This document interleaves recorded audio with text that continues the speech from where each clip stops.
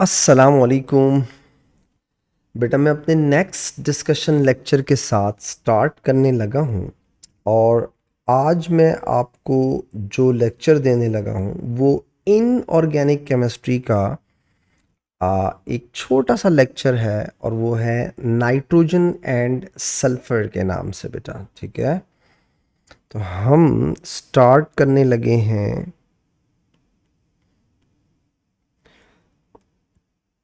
Nitrogen and sulphur. Most of the topic इस topic के अंदर ओ लेवल से रिलेटेड है। ठीक है, जो आपने ओ लेवल्स में पढ़े थे मोस्टली वो हैं, तो हम कोशिश करेंगे जो चीज़ें ओ लेवल्स वाली हैं उन्हें हम बस रिकॉल करके थोड़ा रिवाइज करके आगे बढ़ें और जो चेंजेस हैं वो ज़रा कंसंट्रेट करें, उन पे ज़रा ज़्यादा फोकस करें। अच्छा, सबसे पहले बेटा जो नाइट्रोजन एंड सल्फर में हमें पढ़ना चाहिए वो है पोल्यूशन। क्यों? क्योंकि बेटा ऑक्साइड्स ऑफ नाइट्रोजन पोल्यूटेंट्स हैं, sulphur dioxide sulphur trioxide pollutant हैं, तो उनमें भी सल्फर है और नाइट्रोजन है।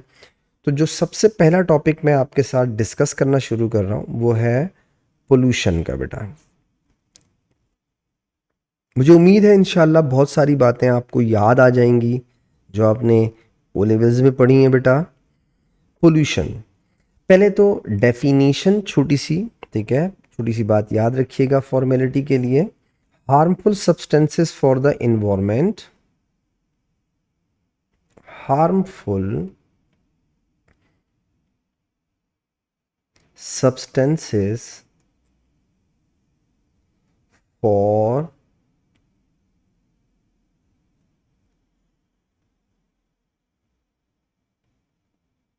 environment are called pollutants, are called pollutants। पहली बात, the process in which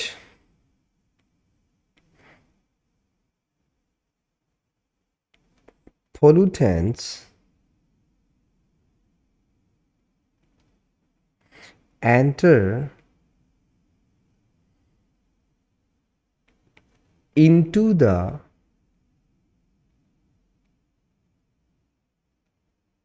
environment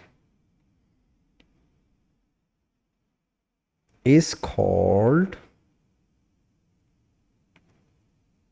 pollution। जैसे फॉर एग्जाम्पल बेटा carbon dioxide carbon monoxide pollutants हैं। क्यों? क्योंकि वो हार्मफुल हैं फॉर द एनवायरनमेंट, हमारी हेल्थ के लिए भी। अगर आप गाड़ी चलाते हैं तो फ्यूल जलता है, कंबस्शन होती है, और उस फ्यूल के जलने से कंबस्ट होने से carbon monoxide carbon dioxide produce होती है। तो आप कहेंगे हम पोल्यूशन फैला रहे हैं, प्रोसेस को पोल्यूशन कहते हैं। कुछ छोटी बातें, पोल्यूटेंट्स, उनके सोर्सेस, और डेफिनेटली आपको याद होगी बेटा कि हमने ओ लेवल्स के अंदर 3 कॉलम्स बनाए थे। एक बनाया था पोल्यूटेंट्स का, एक उनकी सोर्सेस का, और एक उनके इफ़ेक्ट्स का बेटा। तो ये आपको पता होने चाहिए। आज जैसे फॉर एग्जांपल पहले कॉलम में लिखिए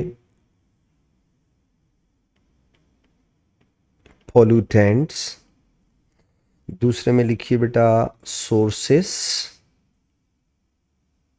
और तीसरे में लिख लीजिएगा उनके इफेक्ट्स। ठीक है, एक एक करके एक्सप्लेन करूंगा, और मैंने कहा ना ज़्यादातर रिवीजन है तो फटाफट हो जाएगा इंशाल्लाह। सबसे पहला पोल्यूटेंट जो मैं आपके साथ डिस्कस करने लगा हूं वो है कार्बन डाइऑक्साइड। इसे लोग ग्रीन हाउस गैस भी कहते हैं। ठीक है, अच्छा, सोर्स में आप क्या लिख सकते हैं? जो मेन सोर्स है, कंप्लीट कंबस्शन ऑफ हाइड्रोकार्बन बेटा, complete combustion of hydrocarbon. HC का मतलब हाइड्रोकार्बन। इफेक्ट क्या है बेटा? ग्लोबल वार्मिंग या एक्सट्रीम क्लाइमेट चेंज वगैरह। ठीक है, उसको मिला के क्या बोलते हैं, ग्रीन हाउस इफेक्ट। फिर हम थोड़ा डिटेल पढ़ लेंगे इसकी। हमारा दूसरा पोल्यूटेंट जो हमें पता होना चाहिए, कार्बन मोनोऑक्साइड बेटा, पॉइजनस गैस है ये, toxic gas, poisonous gas. Incomplete combustion,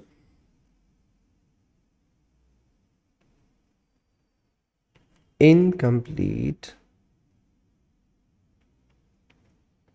combustion of hydrocarbons बेटा। और इफेक्ट में क्या लिखेंगे कि पॉइजनस क्यों है, why, it stop absorption of oxygen in blood. आपके ब्लड में ऑक्सीजन की एब्जॉर्प्शन को ब्लॉक कर देती है, ठीक है। तो आप लिखते हैं stops absorption of, stops absorption of oxygen in blood बेटा। तीसरी बात बेटा, थर्ड, CXHY, जिसे आप मीथेन भी कह सकते हैं, इसे लोग अनबर्न्ड हाइड्रोकार्बन्स भी कहते हैं, अनबर्न्ड हाइड्रोकार्बन्स। इसकी सोर्सेस थोड़ी ज़्यादा होती हैं, यानी ज़्यादा कंट्रीब्यूशन वाली सोर्सेज हैं इसकी। जैसे फॉर एग्जांपल इनकम्प्लीट कंबस्शन से भी प्रोड्यूस हो जाती है, इनकम्प्लीट कंबस्शन है ये। इसके अलावा वेजिटेटिव डीके, बैक्टीरिया जब चीज़ों को डिकम्पोज करते हैं। इसके अलावा इसे बायोगैस भी कहते हैं, काउ डंग। ये होती है अनबर्न्ड हाइड्रोकार्बन की सोर्सेज बेटा। अच्छा, इफेक्ट क्या हो सकते हैं इसके? इफेक्ट में आप, ये ग्रीन हाउस गैस है ये भी, तो ग्रीन हाउस इफेक्ट है। फोटोकेमिकल स्मॉग भी है बेटा, फोटोकेमिकल स्मॉग। हमारा अगला पोल्यूटेंट है बेटा NXOY, जैसे NO हो जाए, जैसे NO2 हो जाए, जैसे N2O2, N2O4 हो जाए, वगैरह वगैरह। इसे कहते हैं जर्नली लोग ऑक्साइड्स ऑफ नाइट्रोजन, ठीक है, ऑक्साइड्स ऑफ नाइट्रोजन कहते हैं इसको, ठीक है। अच्छा, दो तरह की सोर्सेस होती हैं। अक्सर सवाल पूछता है इसके अंदर कि जो मैन मेड सोर्स है वो बताओ और इसकी नेचुरल सोर्स बताओ। तो internal sparks in car engine, internal sparks in car engines और लाइटनिंग इन एटमॉस्फेयर।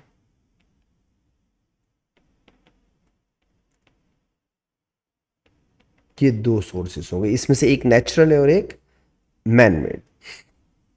अच्छा, इसके साथ वही ओ लेवल वाला सवाल भी पूछता है कि ये बताओ नाइट्रोजन तो इनर्ट होती है तो फिर रिएक्ट क्यों कर जाती है? क्योंकि बेटा external spark in car engine में टेम्परेचर बहुत ज़्यादा होता है, प्रेशर बहुत ज़्यादा होता है, तो वो नाइट्रोजन के ट्रिपल बॉन्ड को ब्रेक कर देता है, ठीक है। तो वही सवाल यहाँ पे भी अक्सर MCQs वगैरह में, थ्योरी में एक आध मार्क का सवाल पूछ लेता है। दो तरह के इफेक्ट होते हैं इसके, एक एसिड रेन और एक फोटोकेमिकल स्मॉग।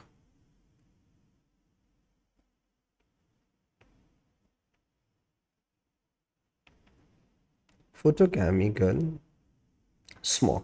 एक दफा इसने सवाल पूछा था कि एसिड रेन के अलावा दो इफेक्ट बताओ। तो आप अक्सर देखेंगे उसकी बेवकूफ़ी मार्किंग स्कीम में लिखा होगा photochemical smog and respiratory problems. तो भाई फोटोकेमिकल स्मॉग जब होता है तो उससे क्या होता है? रिस्पायरेटरी प्रॉब्लम होता है, ब्रोंकाइटिस जो हो जाता है। तो ये जो ब्रोंकाइटिस या ब्रोंकीटिस जो होता है, ये क्या होता है? आपके रिस्पायरेटरी प्रॉब्लम्स में ही आता है ना। तो एहतियातन याद रखना, अगर कभी एसिड रेन के अलावा दो चीज़ें पूछ ले तो फोटोकेमिकल स्मॉग के साथ साथ आप रिस्पायरेटरी प्रॉब्लम्स लिख सकते हैं, हालांकि सेंस नहीं बना रहा, सेंस इसलिए नहीं बना रहा कि photochemical smog definitely respiratory problems ही क्रिएट कर रहा होता है। तो आपने पहले एक बताया, फिर उसका सब इफेक्ट बता दिया, उसको आपने बोल दिया दो इफेक्ट हो गए। ओके, खैर नेक्स्ट देखिएगा बेटा, ये हो गया NXOY। हमारा अगला पोल्यूटेंट है ओजोन। ओजोन मैं हमेशा ऑक्साइड ऑफ नाइट्रोजन के साथ इसलिए लिखता हूँ क्योंकि दोनों की सोर्सेस सेम है। ओजोन, ठीक है। Ozone internal spark in car engine में भी बनता है, internal sparks in car engines और lightning in atmosphere, same source और सेम प्रॉब्लम। अब आप बोलेंगे सर सेम सोर्स क्यों है? इसलिए बेटा कि एयर में दो गैसेस होती है ना, नाइट्रोजन और ऑक्सीजन मेनली। तो अगर नाइट्रोजन का बॉन्ड ब्रेक हो सकता है इंटरनल स्पार्क और लाइटनिंग में, तो क्या ऑक्सीजन O2 का बॉन्ड नहीं ब्रेक हो सकता? हो सकता है। तो इसलिए जैसे ऑक्साइड ऑफ नाइट्रोजन बन सकते हैं, वैसे नाइट ऑक्सीजन का बॉन्ड टूटने से ओजोन भी बन सकती है। तो ये लोअर रीजन में हो तो ये एसिड रेन के अलावा, ठीक है, एसिड रेन नहीं होता इसमें, बस ये दो होते हैं, ये वाली सोर्स और ये इफेक्ट और ये वाला इफेक्ट। एसिड रेन ओजोन नहीं क्रिएट करती बेटा, लेकिन फोटोकेमिकल स्मॉग भी इसकी वजह से हो सकता है और रिस्पायरेटरी प्रॉब्लम भी इसकी वजह से हो सकता है, दोनों काम हो सकते हैं। ये हो गया ओजोन। उसके बाद है सल्फर डाइऑक्साइड। इसे फ्लू गैस भी कहा जाता है। फ्लू गैस चिमनी को बोलते हैं, चिमनी वाली गैस, ठीक है, जिसे आप फ्लू गैस डीसल्फराइजेशन भी कहते हैं। तो फ्लू गैस सल्फर डाइऑक्साइड को कहते हैं बेटा। इसकी दो मेन सोर्सेस हो सकती हैं, burning fossil fuel in power stations, burning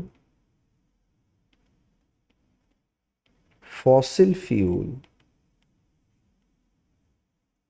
in power stations, और नंबर 2 वोल्केनिक इरप्शन बेटा।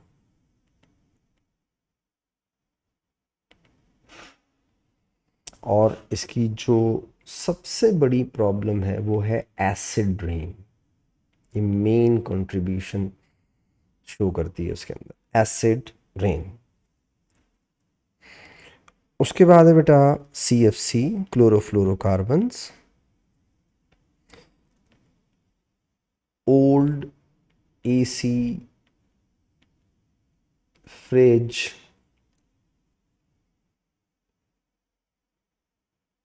एरोसोल स्प्रे वगैरह वगैरह, depletion of ozone.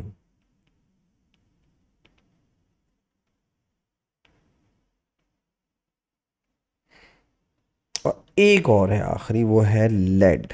I think 8 हो गई पूरी, 1 2 3 4 5 6 7, यस लेड। लेड भी पॉइजनस होता है बेटा, ठीक है, ये पॉइजनस मेटल है बेटा। किसी भी तरीके से इन्वायरमेंट में जाए तो पोल्यूटेंट ही होगा ये। Burning lead compounds,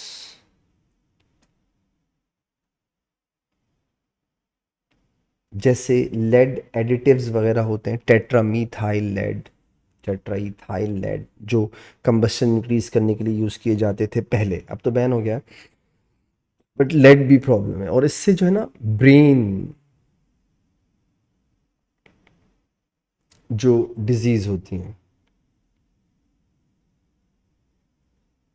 brain disease हो जाती हैं इससे। तो ये सब आपने ओ लेवल में पढ़ा हुआ है बेटा। तो हम बस थोड़ा थोड़ा इसको और आगे लेके चलेंगे, बहुत आसान आसान सी चीज़ें हैं, कुछ सोर्सेस और कुछ इफ़ेक्ट्स को की थोड़ी डिटेल है। नंबर 1 सबसे पहला, एसिड रेन। ये इंपॉर्टेंट है, आपसे ज़्यादा भी पूछता है, ठीक है। एसिड रेन, एसिड रेन के दो पार्ट हैं, याद रखिएगा। एक है कैटालिटिक एटमॉस्फेरिक रिएक्शन, फिर एक है एसिड रेन। अब ज़रा देखिएगा, तो दोनों को अलग अलग रखिएगा और हर बात को याद, देखो जो चीज़ आपके सिलेबस में है, इक्वेशन आपके सिलेबस में, वो आपको पता होनी चाहिए, ठीक है। अब एसिड रेन है, जैसे फॉर एग्जांपल इससे पहले एक रिएक्शन है जिसे कहते हैं कैटालिटिक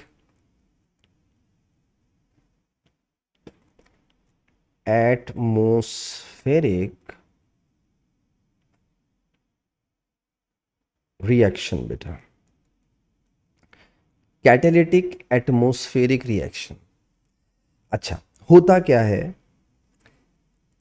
सल्फर डाइऑक्साइड एटमॉस्फेयर में पहुंची, नाइट्रोजन ऑक्साइड्स एटमॉस्फेयर में पहुंचे जैसे NO2, ये एटमॉस्फेयर में खुद रिएक्ट करते हैं और बना लेते हैं सल्फर ट्राइऑक्साइड और साथ में नाइट्रोजन मोनोऑक्साइड। हो गया। अब नाइट्रोजन मोनोऑक्साइड एटमॉस्फेयर में दोबारा ऑक्सीजन के साथ रिएक्ट करती है। ये सब एटमॉस्फेयर में हो रहा है, हम कुछ नहीं कर रहे, हमने सिर्फ नाइट्रोजन ऑक्साइड और सल्फर डाइऑक्साइड को एटमॉस्फेयर में भेजा और ये वापस से मिल जाएगा आपको NO2। अब आप गौर से देखें बेटा, तो आपको समझ आएगा ये तो एक चेन रिएक्शन स्टार्ट हो गया। चेन, आप गौर से देखें, एक चेन रिएक्शन। कैसे? NO2 बना, NO2 वापस से यूज हुआ, फिर NO2 बना, वापस यूज हुआ, तो चेन रिएक्शन होता जाएगा। और होता क्या जाएगा, SO2 किस में कन्वर्ट होती जाएगी, SO3 में। अच्छा, अब यहाँ पे इसको कैटालिटिक एटमॉस्फेरिक रिएक्शन क्यों कहते हैं? क्योंकि बेटा नाइट्रोजन डाइऑक्साइड रिएक्शन में केमिकली पार्टिसिपेट कर रही है, but at the end of reaction वो आपको एज इट इज वापस भी मिल रही है। NO2 चेक करें तो आप कहते हैं नाइट्रोजन डाइऑक्साइड इस रिएक्शन में क्या है, कैटलिस्ट है। अब अगर आप इसकी ओवरऑल इक्वेशन बनाएं तो जरा समराइज करने में आसानी हो जाएगी। तो आप कहेंगे सर NO से NO हटाओ, NO2 से NO2 हटाओ, तो आपके पास रिएक्टेंट साइड पे बचा SO2, साथ में हाफ O2, और क्या प्रोड्यूस कर दिया इसने, SO3। इसे कहते हैं, इन तीन रिएक्शंस को मिला करके कहते हैं कैटालिटिक एटमॉस्फेरिक रिएक्शंस। ये हो गया एक पार्ट एसिड रेन का। अब आएगा एसिड रेन। देखिए कैसे, जब एटमॉस्फेयर में सल्फर ट्राइऑक्साइड फॉर्म हो जाती है सल्फर डाइऑक्साइड से, तो वो रेन वाटर के साथ मिल करके ऊपर से नीचे किस फॉर्म में आ सकती है, H2SO4। जरूरी है सारे का सारा SO2 SO3 में कन्वर्ट हो चुका हो? नहीं, हो सकता है कुछ SO2 रिमेनिंग भी बचा हो, तो वो SO2 जब रेन वाटर के साथ मिलेगी बेटा तो क्या हो जाएगा, ऊपर से नीचे आएगी H2SO3, सल्फ्यूरस एसिड। बेटा आगे चल, जरूरी है NO2 ना मिले पानी इसके साथ? बिल्कुल, क्यों, बिल्कुल भी ऐसा नहीं है। NO2 भी तो रेन वाटर के साथ कंबाइन हो सकती है और ऊपर से नीचे आ सकती है दो डिफरेंट तरह के एसिड्स में। एक होता है HNO2 और एक होता है HNO3, नाइट्रिक एसिड और नाइट्रस एसिड। ये जो लास्ट रिएक्शन है ना, ये डिस्प्रोपोर्शनेशन है लास्ट वाला। क्यों? क्योंकि यहाँ पे ऑक्सीडेशन स्टेट +4 है, यहाँ +3 है और यहाँ +5 है। नाइट्रोजन ऑक्सीडाइज भी हो रहा है, रिड्यूस भी हो रहा है। तो नाइट्रस और नाइट्रिक एसिड, ये जो एसिड्स बन रहे हैं ऊपर से नीचे आ रहे हैं, इसे कहते हैं एसिड रेन। अब उससे बहुत सारी प्रॉब्लम हो सकती हैं, प्लांट्स डैमेज हो सकते हैं, मेरीन लाइफ डैमेज हो सकती है, स्किन डैमेज हो सकती है, लाइमस्टोन बिल्डिंग्स ये सब डिस्ट्रॉय हो सकती हैं, डैमेज हो सकती हैं। तो एसिड रेन दो पार्ट्स में है, पहला पार्ट कैटालिटिक एटमॉस्फेरिक रिएक्शन और दूसरा पार्ट एसिड रेन का है। आई होप आप इन बातों को ख्याल रखेंगे, आई होप आप इन सारी इक्वेशंस को याद रखेंगे। ये पूछता है आपसे, पहला पार्ट हो गया एसिड रेन। हमारा दूसरा टॉपिक है नंबर 2, फ्लू गैस डीसल्फराइजेशन। ये भी आपने ओ लेवल में पढ़ा हुआ है, फ्लू गैस डीसल्फराइजेशन। देखो, सल्फर डाइऑक्साइड एटमॉस्फेयर में गई तो प्रॉब्लम हुई ना, एसिड रेन और फिर उसके बाद मजीद प्रॉब्लम। सल्फर डाइऑक्साइड को एटमॉस्फेयर में रोकना है, कैसे रोकें? तो चिमनीज से प्रोड्यूस होती है, तो हम रिएक्ट करा देते हैं इसको बेटा। आपको ये सब ओ लेवल्स वाला। फ्लू गैस डीसल्फरेशन का मतलब क्या होता है? To remove sulphur dioxide from chimneys और पावर स्टेशन। उनको रिमूव करना है, नहीं जाना, अवॉइड करना है, रोकना है। तो सल्फर डाइऑक्साइड एसिडिक गैस होती है। पहला तरीका क्या है? नंबर 1, आप सल्फर डाइऑक्साइड को कैल्शियम कार्बोनेट के साथ रिएक्ट करा दो और ये क्या बना ले बेटा? कैल्शियम सल्फाइड, साथ में carbon dioxide, not calcium sulphate, calcium sulphide. Step 2 में आप कैल्शियम सल्फाइड को ऑक्सीडाइज करते हैं और एक यूजफुल प्रोडक्ट में कन्वर्ट करते हैं, और वो क्या होता है? कैल्शियम सल्फेट बेटा। ऐसे अब अगर आप चाहो इसकी ओवरऑल इक्वेशन बना लो, कोई रॉकेट साइंस नहीं है। ये लो, आपने सल्फाइड से सल्फाइड हटाया,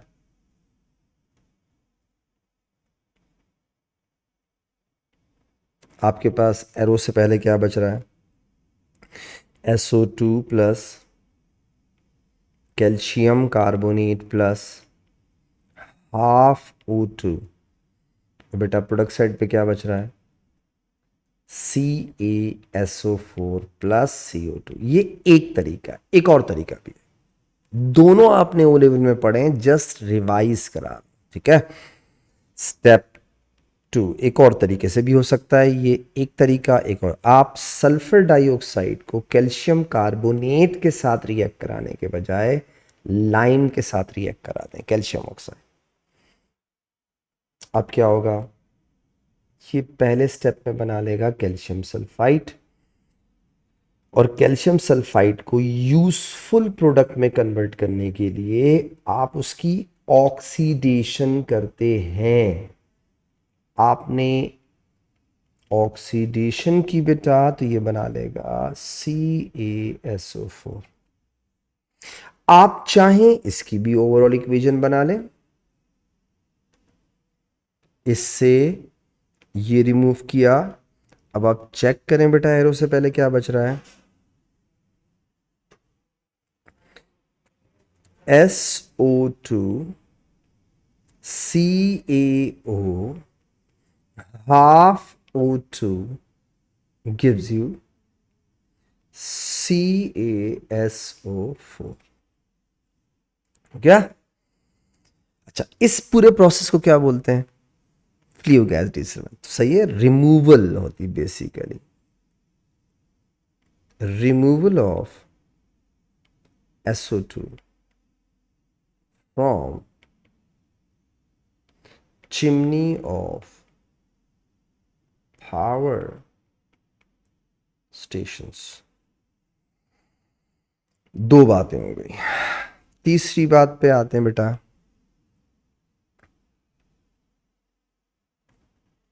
ग्रीन हाउस इफेक्ट।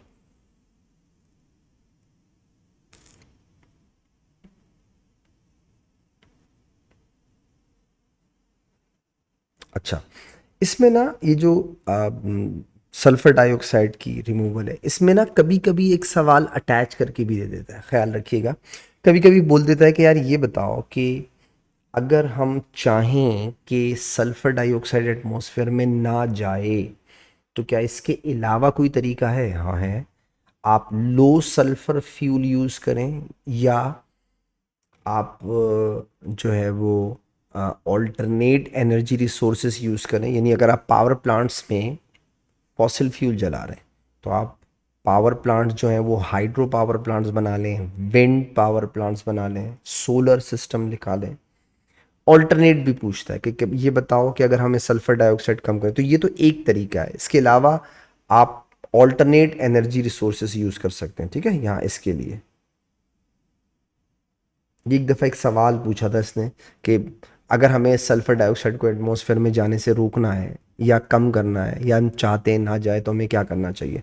तो एक तो फ्लू गैस डीसल्फराइज, उसके अलावा पूछा कि कोई और बात, कोई और सजेशन हो सकती है। तो हो सकती है बिल्कुल, ऑल्टरनेटिव फ्यूल सोर्स या एनर्जी सोर्स कर सकते हैं। ग्रीन हाउस इफेक्ट बेटा, ग्रीन हाउस इफेक्ट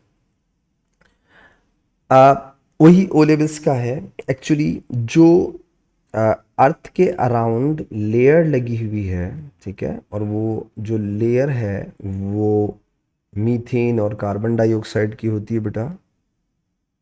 ये क्यों ऐसा कर रहा है?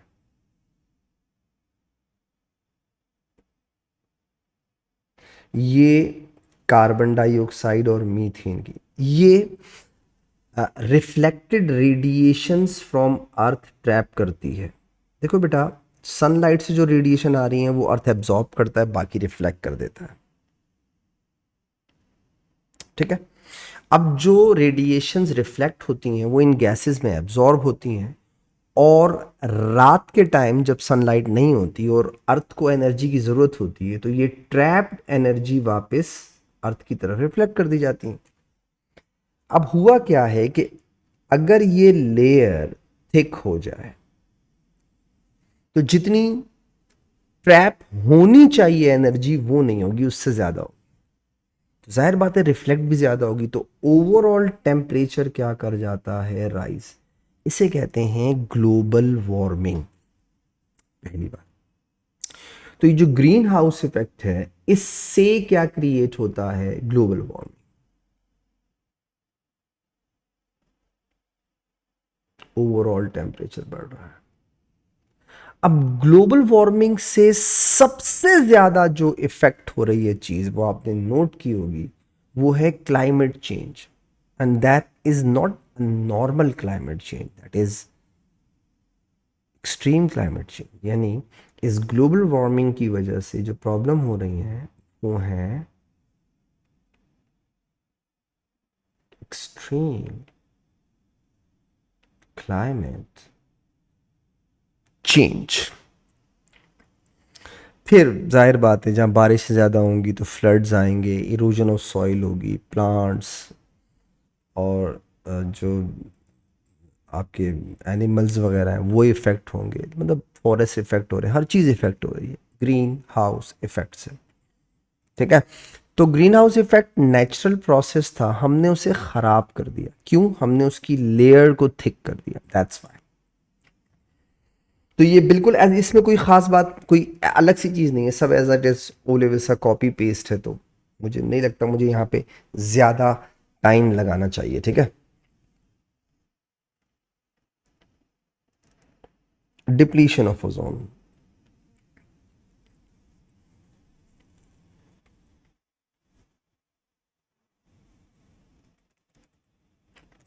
इसमें बस ये फ़र्क है कि ओ लेवल में आपको बस बता दिया जाता था कि यार यूं है यूं है। ए लेवल्स के अंदर आप थोड़ा सा इक्वेशंस का ख्याल रखते हैं, और वो फ्री रेडिकल वाला कॉन्सेप्ट आपको बस याद रहना चाहिए। ओ लेवल्स और ए लेवल्स में फ़र्क की जगह बता रहा हूं। डिप्लीशन ऑफ ओजोन बेसिकली जो CFC है उसकी वजह से होती है। CFC किसे कहते हैं? ऐसे कंपाउंड जिनमें कार्बन हो, जिनमें फ्लोरीन हो और जिसमें क्लोरीन हो, तो आप उसे CFC कहते हैं। अब वो जितने हों उससे कोई फ़र्क नहीं पड़ता। For example C, fluorine, fluorine, fluorine और ये क्लोरीन हो गया, तो आप इसको CFC बोलेंगे। प्रॉब्लम क्या है? प्रॉब्लम सिर्फ ये है कि ये जो बॉन्ड है ये UV लाइट से ब्रेक हो जाता है और ये होमोलिटिकली ब्रेक होता है। होमोलिटिकली, यानी बिल्कुल इक्वली ब्रेक होता है। अब क्या होगा, होगा ये कि ये फ्री रेडिकल बनाता है। फ्री रेडिकल किसे कहते हैं? एटम और group of atom having an unpaired electron. अगर किसी एटम या ग्रुप ऑफ एटम के पास अनपेयर्ड इलेक्ट्रॉन है तो आप उसे क्या बोलेंगे? वो फ्री रेडिकल है। अब ये अपर एटमॉस्फेयर में जाकर के क्या करता है, ये ओजोन के साथ रिएक्ट करके बनाता है ClO फ्री रेडिकल, साथ में O2। Keep in mind this is unpaired electron and हम इसे कहते हैं this is free radical. Same applies to this, एक ही चीज है, फ्री रेडिकल। अब क्या हुआ, फ्री रेडिकल्स हाईली रिएक्टिव होते हैं। बात है, अनपेयर्ड इलेक्ट्रॉन है तो किसी ना किसी के साथ रिएक्ट करेगा। अब होता क्या है कि ये ClO फ्री रेडिकल वापस से ओजोन के साथ रिएक्ट करेगा बेटा, और बना लेगा वापस से Cl free radical plus 2O2।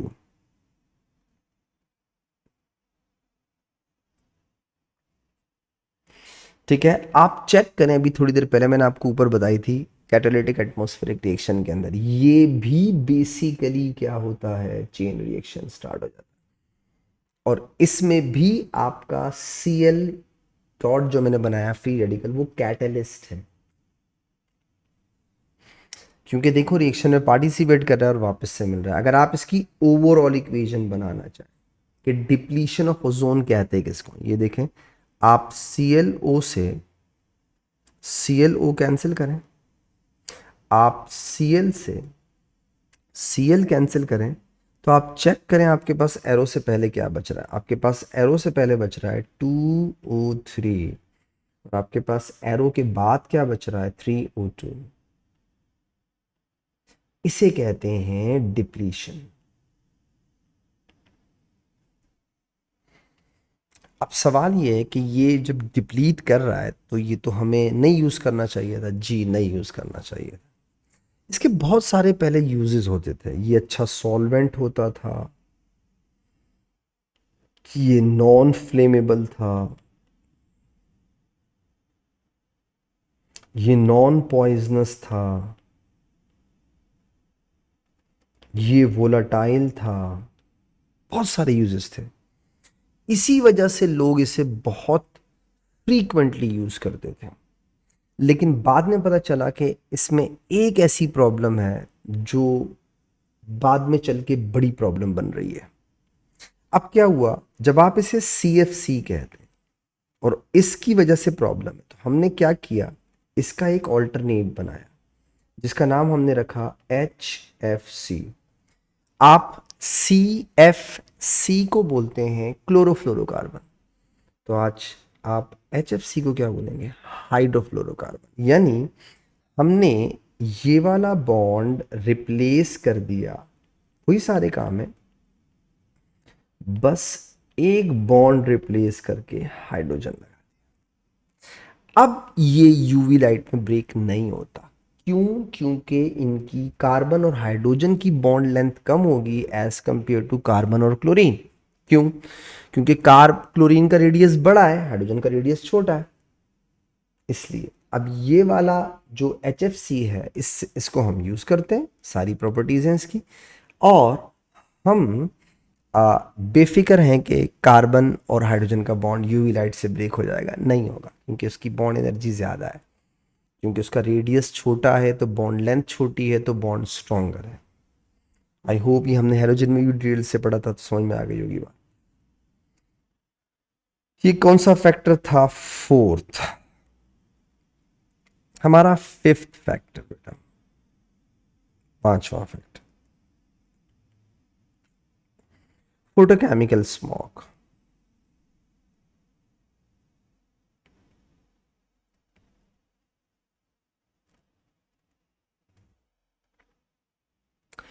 Actually photochemical smog बहुत कॉम्प्लिकेटेड है ये। आपका एग्जामिनर कुछ बेसिक चीज़ें आपसे पूछता है बट बहुत कॉम्प्लिकेटेड रिएक्शन है ये। ऐसा नहीं है कि यूं हुआ ऐसा हो गया। एक्चुअली ये होता है कि जो वोलाटाइल हाइड्रोकार्बन होते हैं, वोलाटाइल हाइड्रोकार्बन, वो ऑक्साइड्स ऑफ नाइट्रोजन यानी NXOY ये मेनली कंट्रीब्यूट करता है, ऑक्साइड ऑफ नाइट्रोजन के साथ कंबाइन होता है। ठीक है, वोलेटाइल हाइड्रोकार्बन और दिस। अच्छा, इसके साथ और भी एटमॉस्फेरिक पोल्यूटेंट होते हैं बट मेनली ये होते हैं। अब ये करते क्या है कि ये ऑक्साइड ऑफ नाइट्रोजन और वोलेटाइल हाइड्रोकार्बन कंबाइन होते हैं तो in the presence of sunlight, ठीक है, ये एक थिक ब्राउन हेज टाइप का चीजें बनाते हैं यानी कंपाउंड बनाते हैं जिसे आप कहते हैं पान या पैन कहते हैं जिसे। पर ऑक्सी एसिटाइल नाइट्रेट, ठीक है, बस पान भी लिख देंगे तो भी चलेगा। तो हो बेसिकली ये नहीं रहा होता, वो आपसे बहुत सिंपल सी चीज पूछता है, बोलता है ये बताओ पैन कैसे फॉर्म होता है। तो अब मार्किंग स्कीम में आपको मिलेगा oxide of nitrogen combined with volatile hydrocarbon a compound form pan, इसका फोटोकेमिस्ट्री। ऐसा नहीं है, एक्चुअली कुछ और है। एक्चुअली ये है, सुने, वोलेटाइल हाइड्रोकार्बन कंबाइन होता है NXOY से, ओजोन से, प्लस एटमोस्फेरिक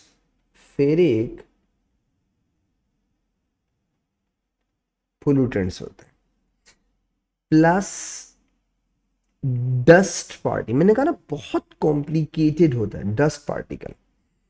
अब इन दी प्रेजेंस ऑफ ये सब कुछ सनलाइट कंबाइन होता है और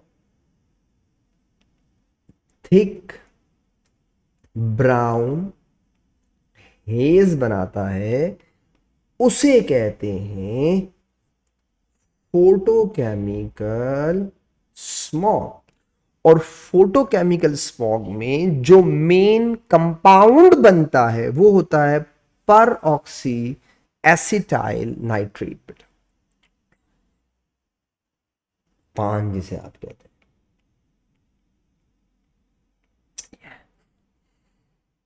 ठीक है, तो वो बेसिकली जो पूछता है वो बहुत सिंपल सा और बहुत शॉर्टकट तरीके से सवाल पूछता है। वो आपसे बोलता है ये बताओ ऑक्साइड ऑफ नाइट्रोजन का कंट्रीब्यूशन बताओ, या एडवर्स इफेक्ट बताओ इन्वायरमेंट के अंदर, उसका क्या होगा। तो आप लिखते हैं फोटोकेमिकल स्मॉग, फिर वो आपको बोलता है कुछ और बता दो, तो आप बोलते हैं रिस्पायरेटरी सिस्टम। अब हो क्या रहा है, फोटोकेमिकल स्मॉग से क्या होता है, ठीक है, रिस्पायरेटरी प्रॉब्लम होते हैं।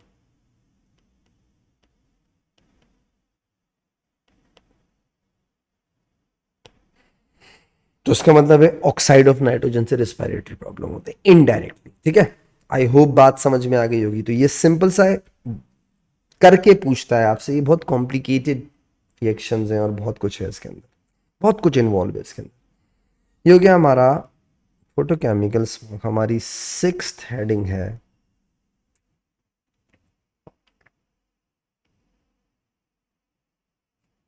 Catalytic converter.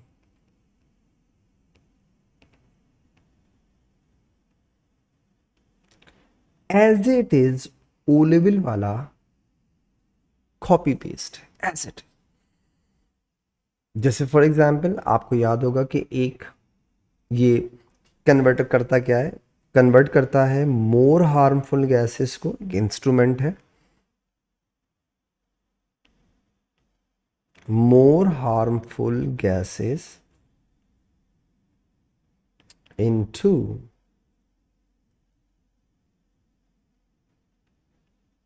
Less harmful gases. अच्छा, वही सिंपल सी बात बेटा, ये एक हनीकॉम लाइक स्ट्रक्चर होता है, देखिएगा ऐसे।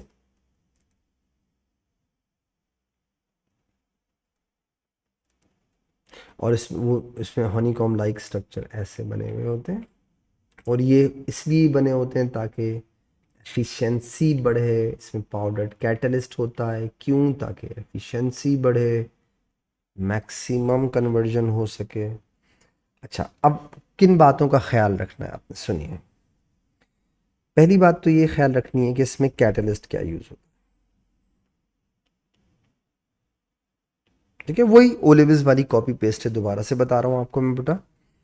तो कैटलिस्ट में आप लिख सकते हैं इसके अंदर पीटी प्लैटिनम यूज़ हो सकता है, और आर एच रोडियम यूज़ हो सकता है, और पी डी प्लेडियम यूज़ हो सकता है। ठीक है, ये कैटलिस्ट यूज़ हो सकते हैं इसके अंदर। अच्छा, दूसरी बात ये कि आपको पता होना चाहिए कि कैटलिस्ट पाउडर्ड फॉर्म में, पाउडर्ड कैटलिस्ट सरफेस एरिया बढ़ाने से एफिशिएंसी ऑफ द कन्वर्टर बढ़ेगी। तीसरी चीज जो आपको पता होनी चाहिए बेटा, वो रिप्लेसमेंट ऑफ कैटलिस्ट होती है कुछ अरसे बाद, ताकि उसकी वो जो ऑक्साइड लेयर उस पर आ जाती है, सही है, पॉइजनस गैसेस रिमूव करते हुए, तो उसको दोबारा से रिप्लेस किया जाता है। रिप्लेसमेंट ऑफ कैटलिस्ट होती है एक ख़ास टाइम पीरियड के बाद, 3 साल बाद, 4 साल बाद, 5 साल बाद वगैरह। और एक आपको कन्वर्टर की कम से कम 3 इक्वेशंस आनी चाहिए, जैसे for example carbon monoxide oxide of nitrogen के साथ मिलता है, कार्बन डाइऑक्साइड और नाइट्रोजन बनाता है। एक इक्वेशन हो गई कन्वर्टर की। इसके अलावा दूसरी इक्वेशन है कार्बन मोनोऑक्साइड कन्वर्ट होता है इनटू कार्बन डाइऑक्साइड। इसके अलावा एक और इक्वेशन है बेटा कि CXHY अनबर्न्ड हाइड्रोकार्बन, याद है general combustion equation of hydrocarbon आनी चाहिए आपको, X plus Y upon 4 O2। X is number of carbon, Y is number of hydrogen बेटा, तो याद होना चाहिए। तो CXHY plus X plus Y upon 4 gives you XCO2 plus Y upon 2 H2। तो ये 3 इक्वेशन एटलीस्ट आपको कैटालिटिक कन्वर्टर में याद होनी चाहिए। और अगर अभी भी आपको याद नहीं आ रहा तो मैं आपको रिकमेंड करूंगा आप ओ लेवल्स के पोल्यूशन के टॉपिक्स वापस से देख लें, सब वही है, कॉपी पेस्ट सिवाय शुरू की कुछ चीज़ें मैंने कहा ना थोड़ा थोड़ा चेंज है बस, ज़्यादातर वही है जो आपने ओ लेवल में पढ़ा है, ज़्यादातर मोस्टली। तो ये हो गया बेटा, ठीक है। अच्छा, कार्बन डाइऑक्साइड, यहाँ से गैसेस में carbon dioxide, carbon monoxide, unburned hydrocarbon, oxides of nitrogen, यहाँ से बनता है वाटर, यहाँ से बनता है नाइट्रोजन, यहाँ से बनता है carbon dioxide. Carbon dioxide converter में रिमूव नहीं होती या कन्वर्ट नहीं होती, क्यों? क्योंकि कार्बन डाइऑक्साइड फर्दर ऑक्सीडाइज नहीं हो सकती। तो अगर आप बोलेंगे सर ऑक्सीडाइज नहीं हो सकती तो रिड्यूस कर दें, रिड्यूस नहीं कर सकते ना बेटा। रिड्यूस इसलिए नहीं कर सकते कि रिड्यूस करेंगे तो कार्बन मोनोऑक्साइड बनेंगे, और carbon monoxide is more harmful than carbon di. तो ये as it is copy paste था कहां का बेटा? ओ लेवल्स का। हमारी 7 बात यूट्रोफिकेशन, जिसे आप वाटर पोल्यूशन कहते हैं।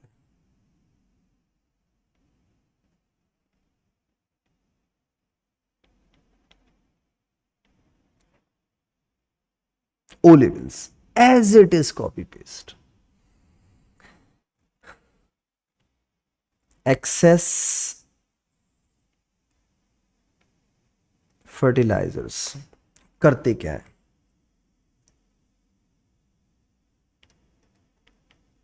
रिवर में जाते हैं, क्यों? हैवी रेन की वजह से। अब फर्टिलाइजर्स में क्या क्या हो सकते हैं? फर्टिलाइजर्स में नाइट्रेट हो सकते हैं, फर्टिलाइजर्स में फॉस्फेट्स हो सकते हैं जो कि प्लांट ग्रोथ को इंक्रीज करते हैं। तो रिवर में क्या चीज़ें होती हैं? दो। एक रिवर में होते हैं एल्गी, जिनकी ग्रोथ इंक्रीज हो जाती है। क्यों? नाइट्रेट और फॉस्फेट की वजह से। और एक रिवर में होते हैं बैक्टीरिया, ठीक है, तो जो आपकी ऑक्सीजन को डिप्लीट कर देते हैं, ठीक है।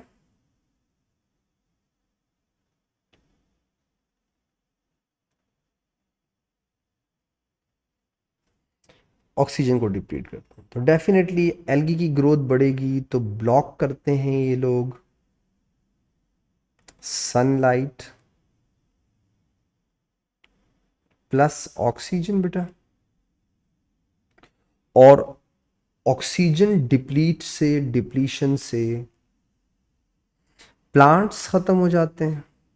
सॉरी, ऑक्सीजन डिप्लीशन से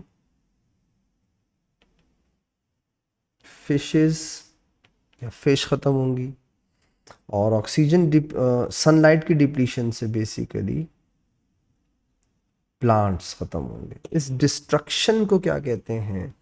यूट्रोफिकेशन। तो मुझे नहीं लगता कुछ नया है इसमें, सब कुछ एज इट इज वही पुराना कॉपी पेस्ट। अब आप अगर मेरे लेक्चर को शुरू से लेके यहाँ तक देखें तो अब तक कोई ऐसी चेंज नहीं आई है पोल्यूशन वाले में या पोल्यूटेंट में, सिवाय वो कैटालिटिक एटमॉस्फेरिक रिएक्शन के अलावा।